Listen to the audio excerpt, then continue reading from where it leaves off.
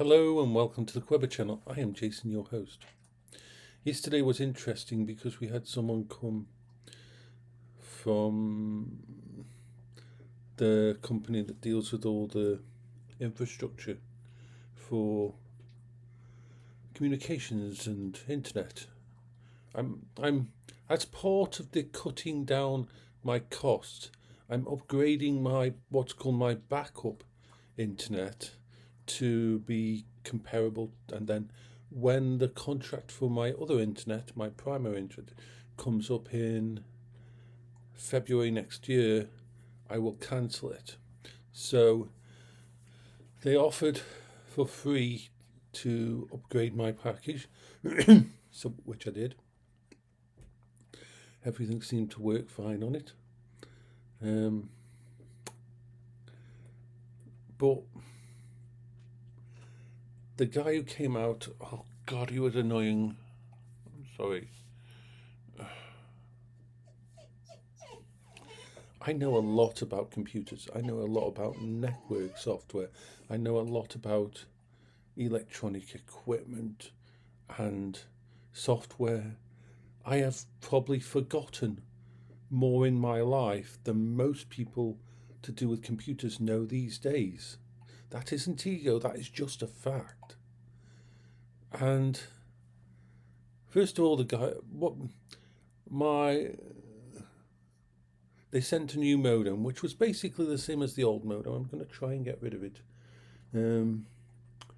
because I don't like the way it works. It's not as good as my Ubiquiti system is.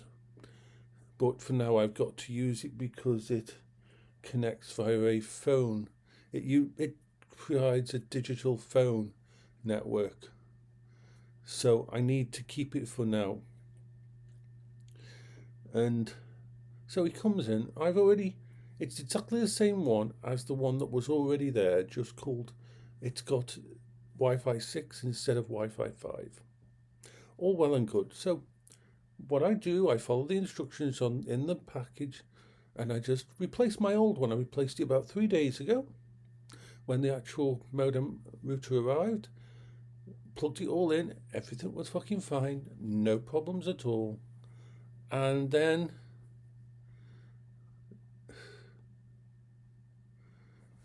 it's like, how can I put it? He comes in and he says, "Oh, you shouldn't have unpacked the modem router. You shouldn't have touched it." As if I'm some fucking idiot who doesn't know what he's doing. And so he does all the infrastructure part, which is connecting the fibre line and doing all that and removing the copper line. No problem. That's awesome. And I say to him, I think we're going to need to hard reset the router for it to work with the fibre line.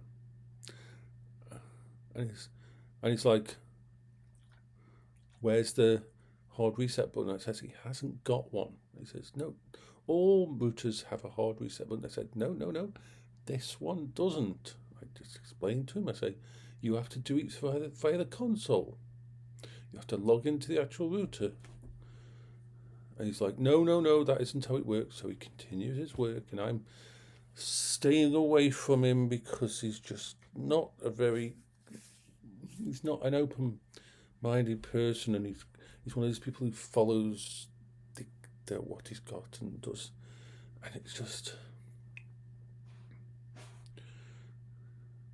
annoying me a lot, driving me a little bit crazy. So he does all the setup, the fibre line's working and the green lights come on, but nothing's happening when he connects the router. And of course he says, "You shouldn't have connected it to the other system," and all this crap. I says, "Listen, just let me plug this Ethernet cable into the fucking back of it. I can connect to it, and I can do a factory reset of it, and it will just pair instantly with your system." He says, no, I have to go through my stuff. So he calls up tier 1 support. Tier 1 fucking support. You know, tier 1 support are the people that, nothing against them, but 90%, 99.999% problems that I would have are beyond anything tier 1 support can do. Tier 1 support usually have a checklist, a script that they can type in something to. They are not supposed to think of anything themselves. This is why when I contact customer support, I instantly usually tell them, send me up to tier 2, you can't handle this. It's not ego, it's just I know that if I can't fix the problem, there's no fucking way thing. So he's on the phone with this guy, and this guy is in India, and his accent, Indian accent, is so bad that the engineer at my house has to keep asking him to, can you speak slower, can you repeat that and everything. They're on the phone for almost a fucking hour. And I say, just let me fucking reset the damn router. And he's like, no, I've got to follow this. I actually plugged in my fucking cable to my own router to do it, because I was getting kind of overwhelmed at this moment. I wanted this fucking guy out of my house. And he actually fucking, as I started to connect him with my tablet through the hardware line, because you can't use the wireless because it had basically glitched up because of it needed a hard reset type thing. And the son of a bitch pulled out my cable from the back of the router. I was not having a good time. I just went off into the fucking corner and just started stimming and keeping myself to myself, muttering about fucking idiots and not knowing what they're doing. It was not a good time. Then, of course, because the wonderful, amazing checklist for tier 1 couldn't do jack fucking there, they bumped him up to tier 2. Someone who actually spoke English and was probably in England. And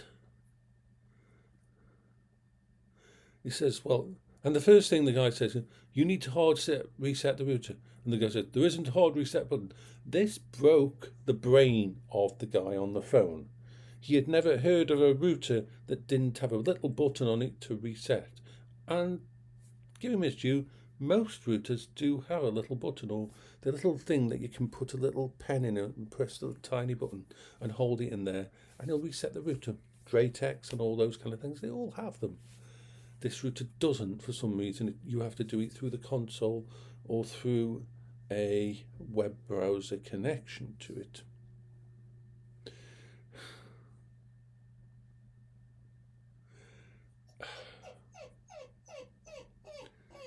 Well, they try all their special things with the tier 2. This doesn't work, doesn't fix it. I'm just fucking frustrated as hell in my own living room because these idiots will not listen to me. Then he has it given to tier 3. They go to tier 3 tech support. Fucking morons. And once again I said, listen, just let me reset the router. And he says, is there a hard reset button? He says, no, and the engineer says, no, there isn't one. He says, no, you don't know what you're talking about. A reset from inside the thingy is not the same and will not do it, blah, blah, blah, blah, blah, blah, blah. And I'm like, fuck these idiots. And at that point, the fucking guy on the phone says, you should take me off speakerphone because this is too much for a customer to hear. We're talking real business here. And I'm like, oh, you fucking morons, you complete and total assholes. So they spend another hour. They try everything. They change the fiber hardware. They run tests. They rebuild the back end connection to it. It takes them another almost hour, yeah. And right at the end, he says, okay, so we've done all the diagnoses, we've done fucking everything. As far as we're concerned, the system is working from our base to your ODT or whatever they call it, the connection box inside the house. That's all we have to do. You'll have to contact your internet supplier and get them to sort this out. Obviously the router is broken or something. It's not our problem. We've done what I need to. We've fulfilled our contract to connect you up, even though you haven't got internet. So I say to the engineer, said, can I just fucking connect to it now and do the fucking reset? You can do anything you want. I've got to go now. I'm 2.5 hours late because these calls are only supposed to last half an hour. Fucking idiot. So he goes outside, starts picking up his stuff from outside to put in his van. I connect via Ethernet. I access it. I do the security shit that you have to do to go into the console system, and I press a couple of buttons and give it a factory reset after doing the security handshake to prove that I am an admin and I can do this. So 4 minutes later, my internet's fixed and working. Fucking idiots. Sometimes the customer is right. Sometimes you should actually listen to the person there, especially when you walk in his house and he's got an entire fucking set of switches and routers set up in the corner and a secondary internet, and and has Cat 8 cables connecting everything in his house, and has been doing fucking routing and all of this kind of stuff for many, many years. So it annoyed the hell out of me. It really did. It bothered me for the rest of the day. It bothered my autism. It affected me. It turned into quite a bad day. So, yeah. People have said, why don't you complain about him? Because it's not fucking worth it. Plus the infrastructure people that deal with all this kind of shit, they don't talk to consumers. They just talk to industry people. But if that's the levels of the fucking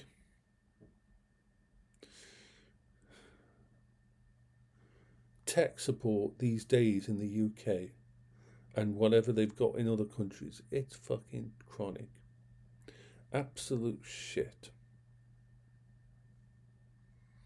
But it reminds me back when dealing with these people before, I think it's about 12 years ago.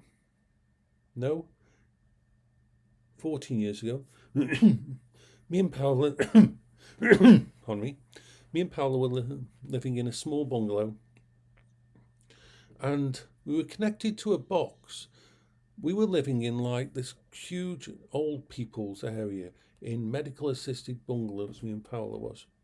And so not many of the people there used the internet. This was back in 98 till about 2006. 2008. And we were having an intermittent problem. We were on the best connection you could get. We were, I think it was ADSL back then. And for some reason, every 30 to 40 minutes, the connection would drop. And it was a really weird kind of drop. It wasn't normal, but of course, we talked to our supplier who were fine about it. They could see the problem. First of all, they thought it was our router. Replaced the router. Then they thought it was the wiring to the house. They checked the wiring to the house. And this went on for months, this problem. And finally, we collected enough data to force the infrastructure guys to go out and check the fucking box on the street. And because nobody else had connected, because they had changed the copper and gone fibre to the boxes. So they got rid of the copper and it was now a fibre network to the box. And we knew that there was something wrong. It had to be something wrong with the box. But of course, every call to this fucking people, oh, has your customer checked this? They don't know what they're talking about. It's got to be something on their end. It's not on our end. If you have us come out to their house, we're going to charge them if we find out there's nothing wrong with all this. And I knew that there was nothing wrong with the hardware in the house, nothing wrong with the cables in the house, because I did my own tests. But in the end, we found out what it was. The way this fibre works is it sends light from the main thingy through thingy to a little connection. Each line has it and hits it, and that the light sensor on each end makes it all work. It's very. I'm being extremely simplistic about it. Extremely simplistic about it. But see, nobody had checked the box. And because it was in an old people's area and nobody was having fucking the better internet and the souped up connections, nobody even was sent out to it. So in the end, it took us almost 4 months to get enough data together to force them to go and check the box. And what did they find? They found that one of the little light systems inside the box was operating under the amount it needed to, and was just flicking just above the limit, and just below the limit there was some sort of short that was happening, and that was the cause. We went through 4 months of an internet that fucking wouldn't work properly because some fucking idiot wouldn't check the box. And it's the ego of these people to think they know better than you. No, it's just bothers me.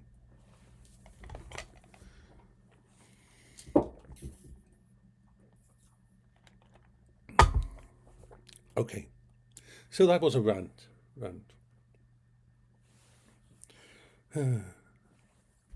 Take care of yourself. Hopefully today's going to be better.